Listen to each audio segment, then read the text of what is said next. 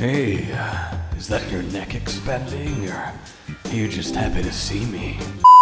Hello then, my fellow hunters. Welcome one, welcome all. Let's talk wilds, because let's be honest, talking anything else is a waste of time. Why is it not 2025? Why is it not 2025? Why is it not 2025? In any case, today's focus is Thor Magala. I still absolutely adore that name. Whoever he is, our new mystery railgun wyvern that looks just like a ton of fun. I can't wait to cart to him, I can't wait to kill him, I can't wait to wear him, and I can't wait to observe him and make a lovely ecology video. But before we get to all of that, what's actually going on with this guy, and is he the flagship? I could be. Or is there even something more exciting going on? Before we dissect him proper, the first little bit we get is the spirally lightningy rock that's either going to be the center jewel of the Windward Plains or the Forbidden Lands in general, but either way, clearly important. Then going on to Railgun Wyvern kind of implies that he is related to this in some way, which brings up the first question to ask and answer. Is he the product of the lightning storms, simply adapted to this weather, or the cause of them? And I think the answer there is fairly straightforward. It has to be a product of them. He has to be evolved to deal with it. He is adapted to the area, because otherwise we have already a early teaser at the big final end boss that's causing all of the death, and that doesn't make sense, nor does it make sense for it to be a regular sized, flying wyvern, as cool as he is. But even then, I actually think we might be backing up the wrong tree with this idea that, oh, okay, the big final surprise end boss after we have a fake out with the flagship, as we always do, is going to be the cause of all of this crazy weather.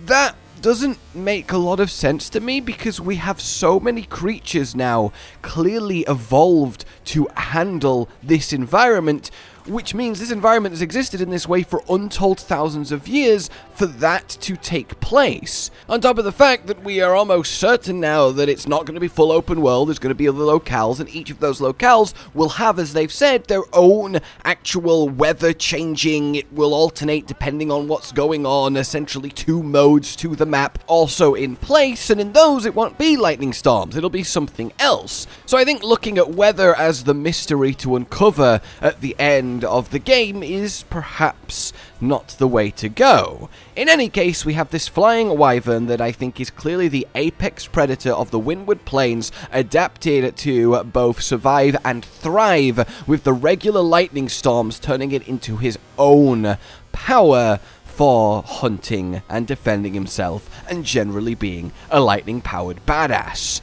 So what form does a lightning-powered badass take? Well, initially, we have 2 legs, right? There is no front legs, which I think is quite telling, and it puts it firmly in, the flying wyvern camp. Except it gets a little bit more complicated than that, but we'll put a pin in it for now. We then get to see his mouth, very clearly a lot of gnarly teeth, and then underneath his mouth, a pair of prong-like, almost Zenoga-esque horns, and then a much larger set on top, creating this 4-horn setup, which, let's be honest, is what he aims with. And there's not much else to take from this until we then see his wings lower to the ground. Now, they hit the ground with quite the force, the thud. He's putting weight on them. We also get a little glimpse of his tail, which is glowing with the lightning crackle, and I think the tail will act as his living lightning rod that attracts the actual strikes to him. And I actually don't think he generates electricity or stores it per se. I think he's a bit more of a conduit. I do think there is an element of more, he doesn't really take in the lightning and then just kind of use it later. He doesn't produce it himself, it might actually be a more redirection type thing. Honestly, a little bit of Avatar, you know, the lightning bending redirection in one finger out the other, and there's more evidence of that later, which is incredibly cool. In any case, though, these wings, and I will add the word arm, because I think it's fair to call them wing arms. He is definitively putting his forward weight on them, which is not something your classic flying wyvern really does. You don't see Rathalos like leant forward with his wingtips on the ground, actually using them as any kind of mobility appendage, whereas this guy definitely is. Which, I know, the nickname already, Thor Magala, does put you in the mindset of a Magala skeleton. But let's continue then, as we get a lovely little shot of his neck and his upper body. It's very spiky, spiny, a lot going on. But now we can see him getting, let's say, very excited to have some lightning to work with. Clearly, this is an organ lining his body that reacts to the charge inflating up and letting him do with it what he needs to. He also seems to have them lining his back all the way down to his tail, as we'll see later. It's very, very interesting, but what else is interesting is this line down the side, to go back to the Magala comparisons, is a very Magala trait. You can see on an enraged gore and a little bit on Shagaru and Chaotic 2 that they also have this sort of glowing strip down the side of their neck leading to their body, which is another indicator that, yeah, this might be a modified Magala skeleton. And I do mean modified, because as we've seen, there's no pair of front legs. Gore and his ilk have 4 legs and then 2 wing arms for technically 6 legs while they're in enraged states, or just Shagaru by default. So the question is here then, is this a modified Gore Magala skeleton, or a modified Flying Wyvern skeleton, or perhaps actually neither, as we'll get to. But in any case, yeah, there is some strong parallels to the Gores, especially when you see this sort of wide stance in the next shot as he's lowering his head. You can see these excited electrical sacs down his neck, expanded left and right, but like this view of him right here is very front on Gore, wing arms splayed to the side, big, meaty, muscly front grabbers that can do a lot of damage. So yeah, there is definitely some curiosity there, but we also see his bottom 2 horns actually rotate round and move into place with his top 2 to create what looks to be, yeah, a targeting railgun-esque channel to send the lightning where it wants to. You can also see it crackling down his back along his spine line between his 2 rows of back spikes, and it really does feel like this generator, well, yeah, railgun. The flow from tail to head and then discharge at the front, I think, is what he does here. I think he aims to get struck by lightning on his tail, and then it charges along his back as the path of least resistance, as electricity is wont to do, and then gets expelled out from the front, directed by his horns in a cycle.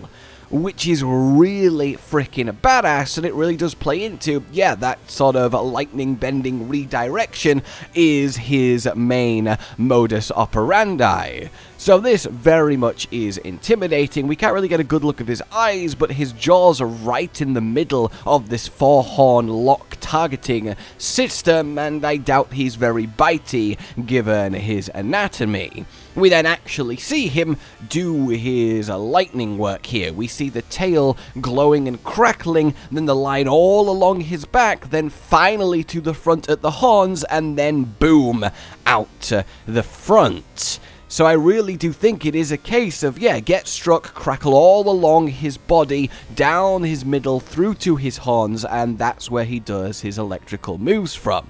Now here we do see him in the air, we see him flying, we see his back legs again, but no front legs, and we see a gnarly looking set of wing lightning charged scythes that I have no doubt he's going to get very physical with. I mean, it's an absolutely badass creature. The scope and size of him, the size of those wings, he is cutting an intimidating silhouette.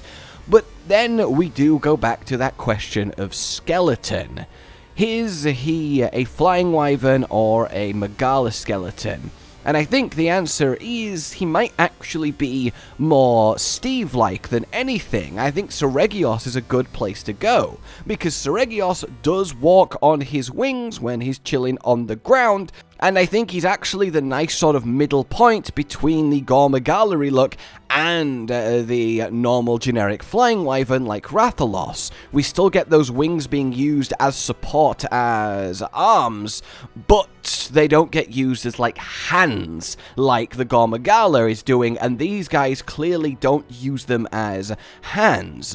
They're sort of resting on the floor on the actual tips of the wings, but there's no like appendages. I don't think he could pick you up like Shagaru can with his wing arms. I think they're just big meaty wings that he uses for support because, you know, he propels a lot of energy out of him with the lightning, and he might well need that if he can do it on the ground.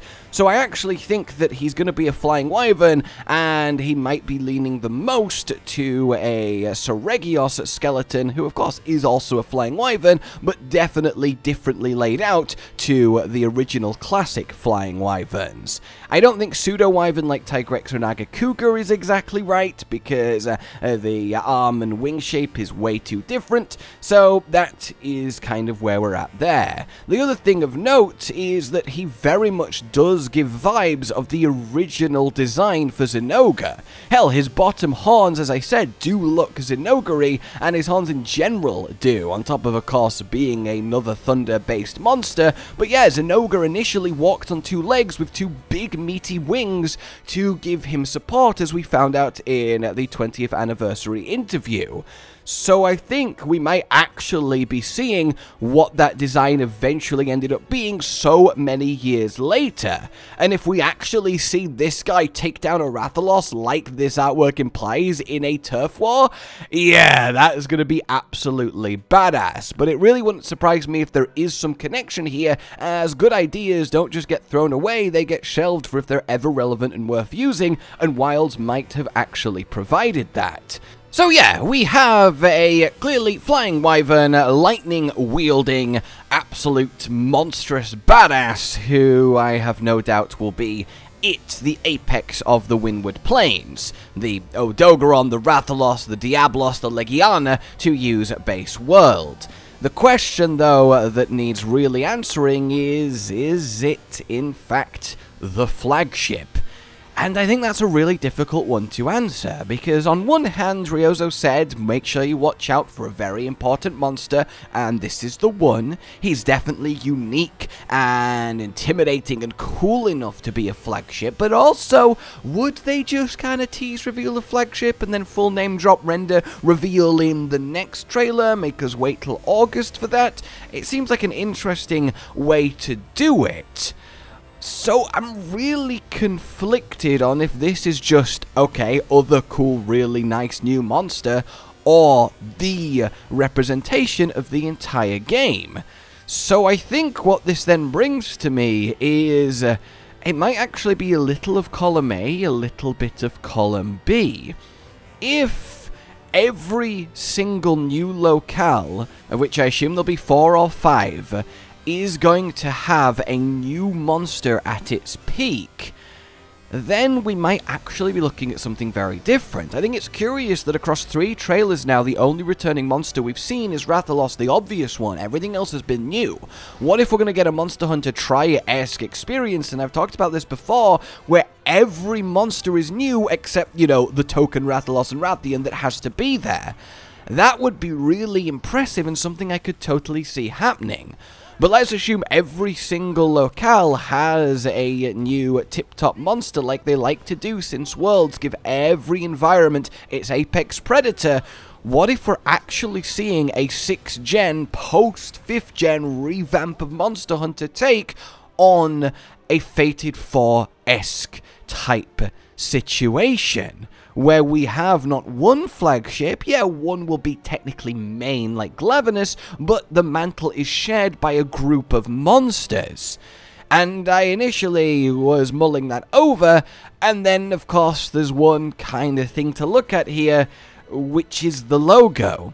which very much has the 2 big sneckies and then the 4 little sneckies. What if it's not a big snack family, but just a representation of main monsterness? The 2 big ones, bigger elder dragon, late game, final boss, whatever, but the 4 smaller ones are lightning wyvern, along with the apexes of 3 other locales, making 4 in total with 4.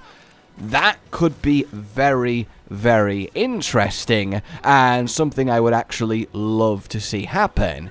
I think the likely reality, as we've talked about, is that yes, there is lots of cool theories you can look into here. You can really get into mythology and various serpents, and a lot of it lines up, especially with the weather, but also it's Monster Hunter 6, so there's 6 monsters on the logo. It might really be as straightforward as that, but the idea to me of this guy being not the flagship, but a flagship would let him remain an important monster, but also explain why he's been, let's say, casually revealed like he has in the way that he has at this stage. It's really tough. As I currently sit, I would give 60% flagship, 40% not, with this big blurry middle of perhaps there is a hidden option C. But in any case, every single part of him is just looking wonderful. And also continuing this sort of new raw monster design ethos where they really are monstrous, still very animalistic. The comparisons are there, like the clam eyes on our new Leviathan, but there definitely is a clear distinction here and a very much emphasis on the monster part of Monster Hunter. So I can't wait to find out what this guy is called, does, more specifics, more than like a couple seconds of footage, but definitively, yeah, we're getting an either modified gore skeleton or a Seregios-esque frame that maybe's also been modified, lightning channeling apex of the Windward Plains, and I just, oh, yes, please, more. What do you guys think then? I would love to know, but for now, like if you enjoyed this, subscribe and hit the bell for more. Consider supporting the future of the channel on Patreon down below, and until we meet again, a goodbye.